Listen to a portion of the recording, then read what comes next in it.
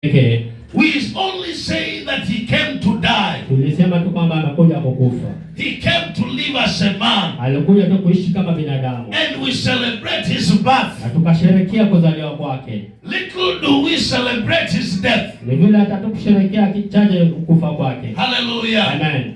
Hallelujah. Amen. He was born. Alizaliwa. He lived. Akaishi. Very few years. Akaishi miaka michache. 33 years only. Miaka 33 pekee. He lived only 33 years. Aliishi miaka 33 pekee yake. Then he was killed. Alafu akauawa. After being killed, baada ya kuuawa, he was raised from the dead.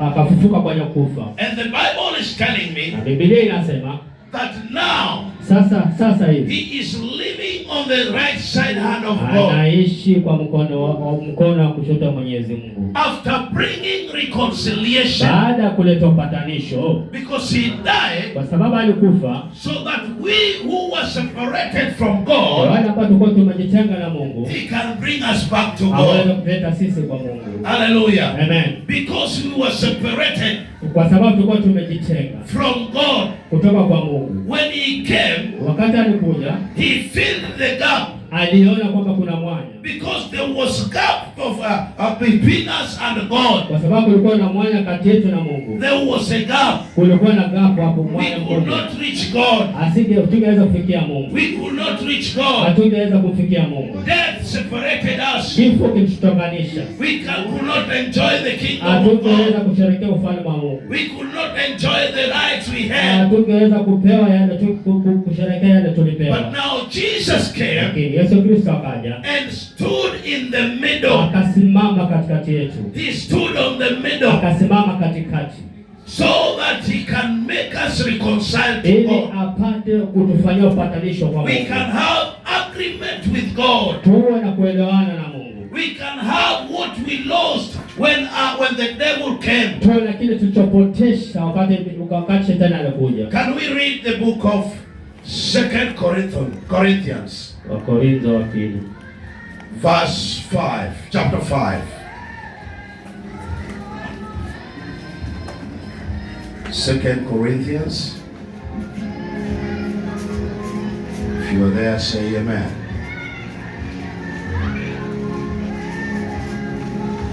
Chapter 5, verse 17 and 19 and 18 and 19. Therefore, if anyone in Christ Jesus, he is a new creation. The old has passed away. Behold, the new has come. 2 Corinthians 5 verse 18. Yes, 5:17. Verse 5:17 nasema. Yes. Nasema hata imekuwa mtu akiwa ndani ya Kristo, amekuwa kiumbe kipya. Ya kale yamepita. Tazama, yamekuwa mapya. Hallelujah. Amen. When one is now in Christ Jesus. Kwa hivyo mmoja kama wako katika Yesu Kristo. Hallelujah. Amen. Hallelujah. Amen. When Adam and Eve sinned, wakati Adamu na Hawa walipoasi Mungu, we were separated. Tulitenganishwa na Mungu. And now Jesus comes. Sasa Yesu Kristo akaja. So when we believe in Jesus, tunapomwamini kwa Yesu Kristo, and we receive Jesus Christ, tumpokea Yesu Kristo, and we are born again, na tupate kuokoka tena. Now the Bible says, sasa Biblia inasema that we are new creation. Sasa sisi ni viumbe vipya. Hallelujah. Amen. The first creation failed. Kiumbe cha kwanza kilianguka. The first creation failed. Waliozaliwa wa kwanza walianguka. The first creation had a judgment of death. Kizalio cha kwanza na hukumu ya kifo ilikwisha. He was supposed to die. Ilikuwa takana afe. But now when we are believing in Jesus Christ, lakini tunapomwamini Yesu Kristo and accepting Jesus Christ, tukubali Yesu Kristo. Hallelujah. Amen.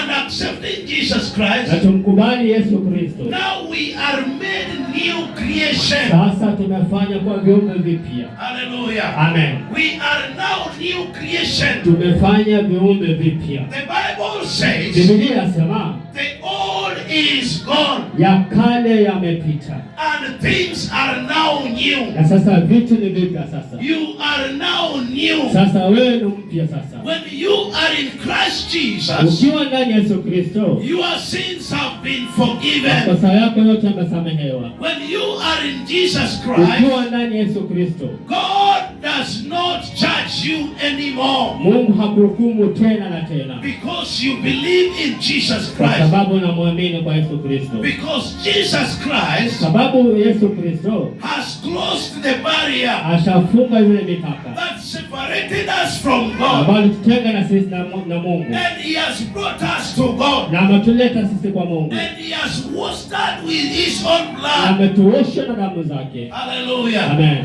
Jesus has washed us with His own blood. Yesu ametuosha na damu yake. All the sins yale makosa yote that we had, ambayo tulikuwa nayo, all the separation yale kujitenga tulikuwa that nayo, we had, ambayo tulikuwa nayo, Jesus has reconciled us. Yesu ametufanyia He upatanisho, has brought us back to God. ametuleta karibu na Mungu. So the word of the Lord, Kwa hivyo neno la Mungu nasema, that He said ambayo inasema in Genesis chapter 1, katika Mwanzo 1 verse 28, 28, now takes place. sasa inachukua hapo mahali The blessings come back to us. baraka zarejea kwetu sisi, The command come back to us. sheria narudi kwetu sisi, The power come back to us. nguvu zarudi kwetu sisi, The authority come back to us. nguvu zarudi kwetu sisi na utawala, Because we have been kwa reconciled. sababu tumefanya upatanisho na Mungu. The Bible says, Biblia inasema all this is from God, who through Jesus Christ, through Christ, reconciled us to Himself and gave us the ministry of reconciliation. That is, in Christ, God was reconciling the world to Himself, not counting their trespasses against them, and entrusting us to the message of reconciliation. oh yes. Lakini vyote pia vinatokana na Mungu aliyetupatanisha sisi na nafsi yake kwa Kristo, naye alitupa huduma ya upatanisho. Yaani Mungu alikuwa ndani ya Kristo akaupatanisha ulimwengu na nafsi yake, asihesabiwe makosa yao, naye ametia ndani yetu neno la upatanisho. Hallelujah. Amen. God was in Christ Jesus. Mungu alikuwa ndani Yesu Kristo, and He reconciled us to Himself. akafanya upatanisho kwake yeye. Hallelujah. Amen. Let me do some illustrations here. Akafanya mfano moja hapo. Admin come. Ndio. And my brother come. Ndugu yangu ndio. I want to do some illustrations. Nataka kufanya mfano hapo. Come, man of God. Ndio mtumishi wangu. Come and stand here. Amen. So, let me take this man to be man. Watachukua huyo kwa mwanamume. And this one to be God.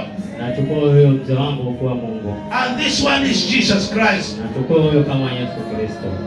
So, between these people, Kwa hivyo kati ya hawa watu hawa, you remember God telling Moses, unakumbuka Mungu akamwambia Musa that come and take your people. kwamba njoo na uchukue watu wako. Me, I can no longer walk with them. Mimi siutaweza kutembea na wao. I will send my angels Nitatuma malaika zangu to walk with you people. watembee na nyinyi watu. Because if I walk with you, Kwa sababu nikitembea na nyinyi, I will finish you on the way. nitawamaliza nyote katika njiani. Hallelujah. Amen.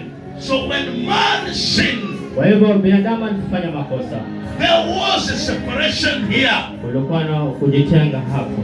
There was a separation here. Kulikuwa na utenganisho hapo sasa. And God said, Na Mungu akasema, this man, huyo mwanamume I have tried several times nimejaribu kila wakati to bring him to me. kumleta kwake yeye. Hallelujah. Amen. He tried with the flood. Aliyejaribu na hata Flood. Hatangarika. When he only chose Noah and his family. Alipochukua Noah na familia yake. And God said, I'm tired of man. Na Mungu akasema nimechoka na binadamu. But he chose Noah. Lakini akachukua Noah. Thinking that after Noah, kafikiria kwamba baada ya Noah, people will go back to him. Watu watamrejea kwake.